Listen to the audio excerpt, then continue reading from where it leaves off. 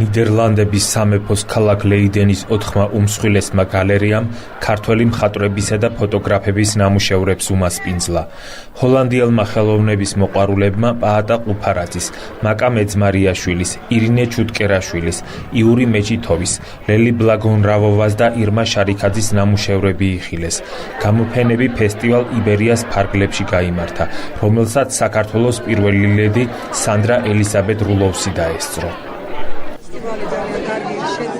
შანსია, რომ ზოთა ამახდეს ისე საქართველოს სოდლა და რომ ხალხი დავაინტერესონ რა ძლიერი კულტურა, რა ძლიერი ადამიანის რესურსები გვაქვს და რა ნიჭიერი მხატვრები და აი ასე მოვიძიოთ ხალხი საქართველოში და აი ეს ნდობა რაც გვჭირდება დასავლეთ ევროპა და საქართველოს შორის ეს ნდობაც გაძლიერდეს ასეთი ინიციატივების მეშვეობით. დამთვალიერებლებმა ქართველ ხელოვანთა ნამუშევრების გარდა ქართული ნაციონალური კერძებიც დააგემოვნეს. დიდი მადლობა ყველა გალერეას მხარდაჭერისთვის და ქართული კულტურის პოპულარიზაციისთვის. აბსოლუტურად უანგაროდ ეს ყველაფერი. ხედავენ რომ კარგი საქმეა, ხედავენ რომ მშვენიერი საქმეა და ამიტომ გვიჭერენ ხალხს. მხატვარ მაკა მეძმარიაშვილს ჰოლანდიაში არაერთი გამოფენა აქვს მოწყობილი, თუმცა აღნიშნულ ვერნისაჟს ის ვეღარ მოესწრო და ნახატები დამთვალიერებლის წინაშე მისმა მეუღლემ პაატა იმნაძემ წარმოადგინა. ასევე ცოცხალი აღარ არის მხატვარი პაატა ყუფარაძეც. ძალიან საინტერესო ნამუშევრებია წარმოდგენილი. ჩვენს გალერეებში გამოფენები წინასწარ იგეგმება.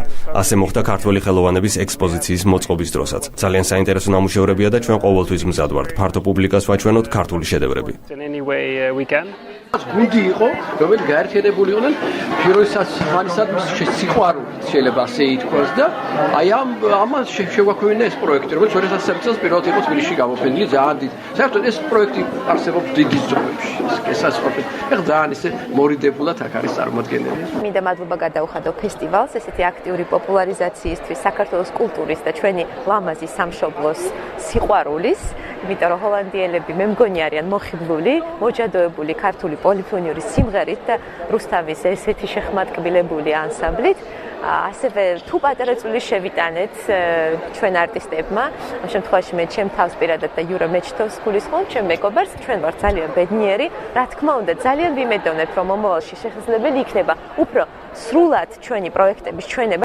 ფოტო და ფერწერული ნამუშევრების გამოფენების გარდა ჰოლანდიაში ქართული პოლიფონიური სიმღერის კონცერტები და ვორქშოპებიც გაიმართა. სპეციალურად ჰოლანდიიდან გიორგი ბერიძე, რადიო პალიტრა.